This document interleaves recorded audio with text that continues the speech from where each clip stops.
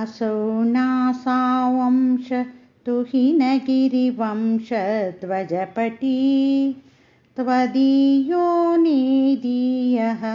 फलतु फलमस्माकमुचितं वहन् अन्तर्मुक्ताः शिशिरकरनिश्वासगलितं समृद्धायत्तासां बहिरपि च मुक्तामणिधरः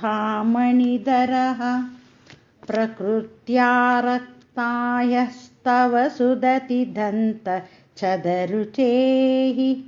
प्रवक्ष्ये सादृश्यं जनयतु फलं विद्युमलता न बिम्बं तद्बिम्ब प्रतिफलनरागादरुणितं तुलामध्यारोढुं कथमिव वलज्जेत कलया स्मितज्योत्स्नाजालं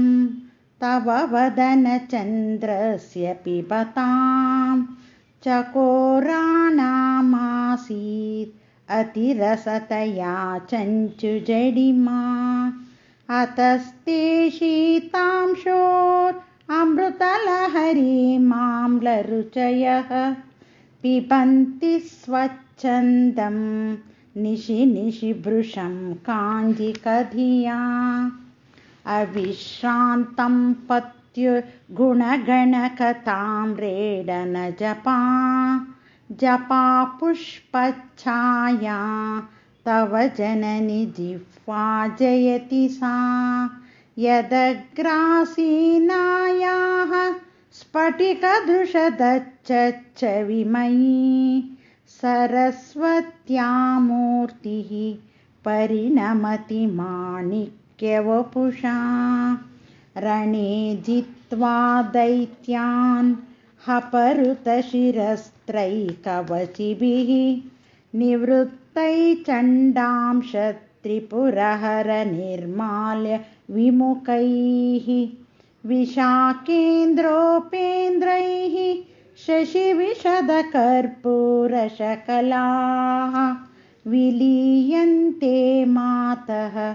तव वदनताम्बूलकबलाः विपन्थ्या गायन्ती विविधमपदानं पशुपतेः त्वयारब्धे वक्तुं चलितशिरसा साधुवचने त्वदीये माधुर्ये रपलपिततन्त्रीकलरवां निजां वीणां वाणी निचुलयति चोलेन निभृतं कराग्रेण सृष्टं तुहिनगिरिणा वत्सलतया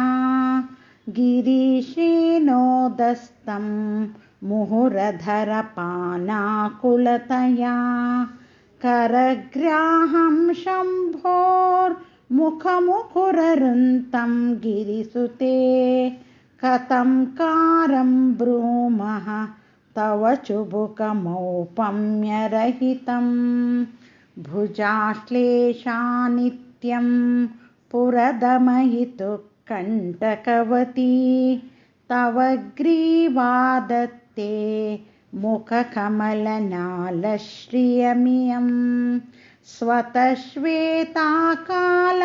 गुरुबहुलजम्बालमलिना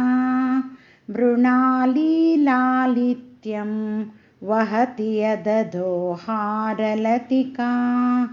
गले रेकास्तिस्रो गतिगमकगीतैकनिपुणे विवाहव्यानद्धप्रगुणगुणसङ्ख्या प्रतिभुवः विराजन्ते नानाविधमधुररागाकरभुवां त्रयाणां ग्रामाणां स्थितिनियमसीमान इव ते मृणाली मृद्वीनां तव भुजलतानां चतसृणां चतुर्भिः सौन्दर्यं सरसिजभवस्तौतिवदनैः न केभ्यः सन्त्रस्यन् प्रथममतनादन्दकरिपोः चतुर्णां शीर्षाणां सममभय अस्तार्पणधिया।